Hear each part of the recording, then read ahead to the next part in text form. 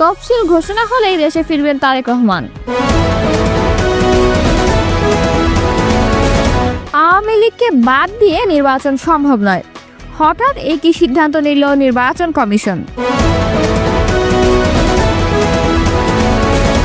তত্ত্বাবধায়ক সরকার গঠনের আহ্বান জানিয়েছে ইনকিলাব মঞ্চ। জামায়াতকে ক্ষমা চেয়ে নির্বাচনে অংশ নেওয়ার আহ্বান দুদুর। এতক্ষণ শুনছিলেন সংবাদ শিরোনাম, এবারে বিস্তারিত। 1971 সালে করা ভুলের জন্য ক্ষমা চেয়ে জামায়াতকে নির্বাচনে অংশ নেওয়ার আহ্বান জানিয়েছেন বিএনপির ভাইস চেয়ারম্যান শামসুজ্জামান দুদু। তিনি বলেন, 71-এ আপনারা যে ভুল করেছেন তা সংশোধনের একটি সুযোগ এখনো আছে। আপনারা এখনো ক্ষমা চাননি, ক্ষমা চান, নির্বাচনে অংশ নিন, তাহলে অতীতের ভুল কিছু হলেও মোচন হবে। যদি নির্বাচন প্রতিরোধের জন্য রাস্তায় নামেন তাহলে সেই ভুল দ্বিগুণ হবে।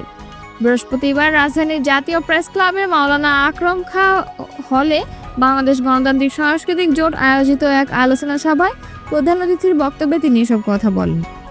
জামায়াতের উদ্দেশ্যে দুদু বলেন, এক সময় আন্দোলনের স্বার্থে, গণতান্ত্রিক লড়াইয়ের স্বার্থে বিএনপি আপনাদের পাশে দাঁড়িয়েছিল। সেই সময় আপনাদের গণমানুষের কাছাকাছি আসার সুযোগ হয়েছিল। বিএনপি তখন ক্ষতিগ্রস্ত হলেও জাতীয় স্বার্থে পাশে ছিল। সেটা যদি মনে রাখেন তবে আপনার জন্য, দেশের জন্য সেটি হবে শুভকর। তিনি বলেন, বর্তমানে বিএনপি হলো একমাত্র দল যার শিকড় দেশের সর্বস্তরে ছড়িয়ে আছে। যেখানে 10 জন আছে সেখানে 6 থেকে 7 জন বিএনপি। আওয়ামী লীগ ছিল, হারিয়ে গেছে। বিএনপি যদি উঠে দাঁড়ায় তাহলে পুলিশ বা মিলিটারি দরকার হবে না, তারা নিজেরাই দেশ রক্ষা করতে পারবে, এটাই বাস্তবতা। তাই বিএনপিকে ঠেকাতে নানা অজুহাত, বিভ্রান্তি, নাটক সামনে আনা হচ্ছে। ছাত্রদলের সাবেক এই সভাপতি বলেন, আমরা বিশ্বাস করি ডক্টর ইউনূসের নেতৃত্বে একটি ভালো নির্বাচন সম্ভব। বিএনপি আগাগোড়াই নির্বাচন উদ্যোগকে সমর্থন দিয়ে আসছে। সরকারও এখন সংসদ নির্বাচনের ঘোষণা দিয়েছে। নির্বাচন কমিশনের প্রস্তুতি নিচ্ছে, কিন্তু কেউ কেউ এই নির্বাচন প্রতিহত করার কথা বলছে, দাবি আদায়ের পথে নানা হুমকি দিচ্ছে।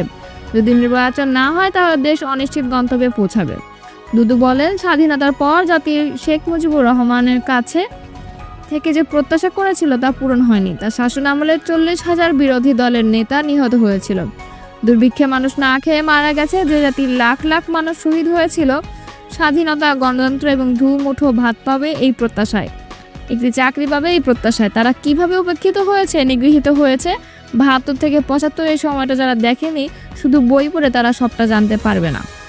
আলোচনা সভায় বক্তৃতা করেন বিএনপির চেয়ারপারসনের উপদেষ্টা হাবিবুর রহমান হাবিব, আয়োজক সংগঠকের সভাপতি হুমায়ুন কবির ব্যাপারী এবং বিএনপির জাতীয় নির্বাহী কমিটির সদস্য বাবুল আহমেদ প্রমুখ। অন্তর্বর্তী সরকার ভেঙে অতি দ্রুত তত্ত্বাবধায়ক সরকার গঠনের আহ্বান জানিয়েছেন ইনকিলাব মঞ্চের মুখপাত্র শরীফ ওসমান বিন হাদি। প্রধান উপদেষ্টা ডক্টর মোহাম্মদ ইউনূসের উদ্দেশ্যে তিনি বলেন, নির্বাচনের আগে ইন্টারিম ভেঙে দেন এবং আপনি প্রধান হয়ে তত্ত্বাবধায়ক সরকার ঘোষণা করেন। বৃহস্পতিবার ঢাকা বিশ্ববিদ্যালয় মধুর ক্যান্টিনে আয়োজিত সংবাদ সম্মেলনে তিনি এসব কথা বলেন। প্রধান উপদেষ্টার উদ্দেশ্যে ওসমান বিন হাদি বলেন, নির্বাচন হবে, কিন্তু রোড ম্যাপ কোথায়? আপনি কিছু বিপ্লবী সিদ্ধান্ত নেন, যেখানে প্রথমে 72-এর সংবিধান আগে বাতিল করে জুলাই সনদ ও ঘোষণাপত্রের আলোকে সংবিধান করতে হবে, পুলিশ সংস্কার কমিশন গঠন করতে হবে, জুডিশিয়ারি সংস্কার করতে হবে এবং জনপ্রশাসন সংস্কার করতে হবে। জুলাই ঘোষণাপত্র নিয়ে তিনি বলেন, অন্য সময় ডক্টর ইউনূস কথায় স্বাভাবিক থাকলেও জুলাই ঘোষণাপত্র পাঠ করার সময় তার মধ্যে আর্টিফিশিয়াল ভাব চলে এসেছে। জুলাই ঘোষণাপত্রে আমরা ডক্টর মোহাম্মদ ইউনূসকে পাইনি। মনে হচ্ছে রাজনৈতিক দলগুলো সবাই মিলে আপনাকে দিয়ে পড়িয়ে নিয়েছে। তিনি বলেন, আমাদের উপদেষ্টারা আগে বলেছেন জুলাই ঘোষণাপত্রে গত 200 বছরের বাঙালির সব সংগ্রামের স্বীকৃতি দেওয়া হয়েছে, কিন্তু ঘোষণাপত্রে আমরা গুরুত্বপূর্ণ সংগ্রামের দিনগুলোর স্বীকৃতি দেখতে পাইনি। শাহবাগে মব করে বাঙালি জাতীয়তাবাদের নামে বিচারিক হত্যাকাণ্ড ঘটেছে, সেই ঘটনাগুলোকে কোনো প্রতিনিধিত্ব বা প্রতিধ্বনি আমরা দেখতে পাইনি। ইনকিলাব মঞ্চের মুখপাত্র ওসমান বিন হাদি বলেন, 47-এর ধারাবাহিকতায় 71 এসেছে, এরপর চূড়ান্ত ধারাবাহিকতায় 24 এসেছে। প্রধান উপদেষ্টাদিকে প্রশ্ন তুলে ওসমান বিন হাদি বলেন, পিলখানার কথা বললে আর্মি খেপে যাবে, এই কারণে কি আপনি পিলখানার কথা বলবেন না? শাপলা গণহত্যাকে অনেকে এখনো রাজনৈতিক অভ্যুত্থান বলে। শাপলাকে বাদ দিয়ে আপনি কোনো ফ্যাসিবাদ আবার আনতে চান? নিরাপদ সড়ক আন্দোলনে আমাদের বাচ্চারা রক্তাক্ত হয়েছে, কিন্তু তারও স্বীকৃতি ঘোষণাপত্রে নেই। ঘোষণাপত্রে 47-এর স্বীকৃতি, 75-এর স্বাধীনতার পর 1990-এর অভ্যুত্থানের সঙ্গে পিলখানা শাপলা ও নিরাপদ সড়ক আন্দোলনকে আপনাকে অ্যাকনলেজ করতেই হবে।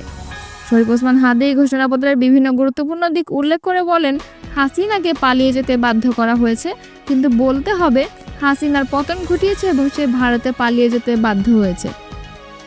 এখানে অনেক গুম ও খুনের কথা আছে, কিন্তু বিচারিক হত্যাকাণ্ডের কথা নেই। জামায়াতে যে নেতাদের ফাঁসি হয়েছে তারা অ্যাডভান্টেজ পাবে, এই ভয়ে কি আপনারা সে কথাও বলবেন না? এছাড়া জুলাই সনদে 19টি সংস্কারের কথা বলা হলো 10টি সংস্কারের বিএনপি 10টি সংস্কারের নোট অব রিসেন্ট হিসেবে বেছে নিয়েছে। অর্থাৎ আপাত দৃষ্টিতে আমি এটা মেনে নিয়েছি, কিন্তু আমি একমত না। ত্রয়োদশ সংসদ নির্বাচনের তফসিল ঘোষণা দিলেই দেশে ফিরবেন বিএনপির ভারপ্রাপ্ত চেয়ারম্যান তারেক রহমান।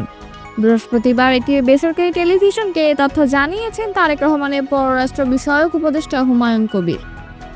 এর আগে তিনি বলেন, লন্ডনে তারেক রহমানের সঙ্গে বৈঠক করেছেন মার্কিন চার্জ দ্য অ্যাফেয়ার্স রাষ্ট্রদূত ট্রেসি অ্যান জ্যাকবসন। গত জুলাই মাসের দ্বিতীয় সপ্তাহে এই বৈঠক অনুষ্ঠিত হয়। বৈঠক সম্পর্কে তারেক রহমানের পররাষ্ট্র বিষয়ক উপদেষ্টা হুমায়ুন কবির বলেন, একান্ত বৈঠকে আগামী নির্বাচন ও সরকার গঠন প্রসঙ্গে বিএনপির ভাবনা নিয়ে আলোচনা হয়। আগামী নির্বাচনে জয় পেলে কেমন দেশ গড়তে চায় বিএনপি কিংবা নির্বাচনী রূপরেখা নিয়ে দলটির ভাবনা কি, এমন সব মৌলিক বিষয়ে বৈঠক করেছেন তারা। চলতি বছরের ডিসেম্বরের প্রথমার্ধে জাতীয় নির্বাচনের তফসিল ঘোষণা করা হবে বলে জানান নির্বাচন commissioner brigadier general Abul Fazal Mohammad Sanaullah. নবম কমিশন সভা শেষে বৃহস্পতিবার সাংবাদিকদের এমন সিদ্ধান্তের কথা জানান তিনি। আবুল ফজল মোহাম্মদ সানাউল্লাহ বলেন, প্রধান উপদেষ্টা ফেব্রুয়ারির প্রথমার্ধে রোজার আগে নির্বাচন আয়োজনের জন্য চিঠি দিয়েছেন, সেটাই আজকের মিটিংয়ে উপস্থাপন করা হয়েছে। এনসিপি নেতাদের কক্সবাজার সফর বা কোনো দেশের কূটনীতিকদের সঙ্গে তাদের বৈঠক হওয়াটা স্বাভাবিক, তবে তা গণমাধ্যমকে না জানিয়ে লুকোচুরি করে তারা মানুষকে বিভ্রান্ত করেছেন বলে মন্তব্য করেছেন বিএনপির সিনিয়র যুগ্ম মহাসচিব অ্যাডভোকেট রুহুল কবির রিজভী। তিনি বলেন, এনসিপি নেতৃবৃন্দ কক্সবাজার গেছেন, সেখানে বিদেশি কূটনীতিকদের সঙ্গে বৈঠক করবেন, এসব স্বাভাবিক বিষয়, কিন্তু তাদের লুকোচুরি নিয়ে জনমনের প্রশ্ন জেগেছে। গণতন্ত্র প্রতিষ্ঠা ও ফ্যাসিবাদ পতনের আন্দোলনে যারা মূল ভূমিকা পালন করেছে তাদের কাছ থেকে দেশের জনগণ কোনো ধরনের ষড়যন্ত্র ও লুকোচুরি আশা করে না। সামনের দিনে জনগণ দেশে এমন শাসন ব্যবস্থা দেখতে চায় যেখানে সরকার প্রতি ক্ষেত্রে জবাবদিহিতা থাকে। জবাবদিহিতা না থাকলে দেশকে সামনে এগিয়ে নেওয়া সম্ভব নয়। বৃহস্পতিবার মাইলস্টোন স্কুলের বিমান দুর্ঘটনায় নিহত স্কুলটির সহকারী মাসুমা বেগমের পরিবারের সাথে সাক্ষাৎ শেষে তিনি এসব কথা বলেন। রমজানের আগে নির্বাচনের সময় ঘোষণা করায় প্রধান উপদেষ্টাকে ধন্যবাদ জানিয়ে বিএনপির এই মুখপাত্র বলেন, নির্বাচিত সরকার হলে দেশের স্বচ্ছতা এবং সকল ধরনের ষড়যন্ত্র কমে যাবে। তার এই ঘোষণায় শুধু রাজনৈতিক দল নয়, জনগণের দাবি ও মানুষের আকাঙ্ক্ষাও পূরণ হয়েছে। জন আকাঙ্ক্ষা ধারণ করে আগামী রমজানের আগে জাতীয় সংসদ নির্বাচনের সময় ঘোষণা করায় প্রধান উপদেষ্টাকে ধন্যবাদ জানাই। স্বচ্ছ, নিরপেক্ষ ও সুষ্ঠু নির্বাচন অনুষ্ঠিত হবে। অন্তর্বর্তী সরকারের কাছ থেকে তেমনই আয়োজন পাবো বলে আমরা আশাবাদী। রিজভী আরও বলেন, ভবিষ্যতে এমন শাসন দেখতে চাই যা হবে সত্যিকারের জনগণের কাছে জবাবদিহিমূলক। জনগণও সেটি প্রত্যাশা করে। বিমান দুর্ঘটনা প্রসঙ্গে তিনি বলেন, বিমানের ত্রুটি থাকলে প্রকাশ করা উচিত। তিনি তথ্য লুকিয়ে রাখায় এমন দুর্ঘটনা ঘটছে, সৃষ্টি হচ্ছে গুজবও। রিজভী বলেন, মাইলস্টোন স্কুলের শিক্ষিকা মাহরিন চৌধুরী ও মাসুমা বেগমরা ছাত্রদের বাঁচাতে গিয়ে নিজেদের জীবন বিলিয়ে মানবতার উজ্জ্বল দৃষ্টান্ত রেখে গেছেন। বুধবার বিএনপির বিজয় মিছিলে জনদুর্ভোগ হয়েছে স্বীকার করে তার জন্য দুঃখ প্রকাশ করেছেন তিনি। এ সময় আরও উপস্থিত ছিলেন বিএনপি পরিবারের আহ্বায়ক সাংবাদিক আতিকুর রহমান, রুমন, সদস্য সচিব মোকসেদুল মমিন মিঠুন।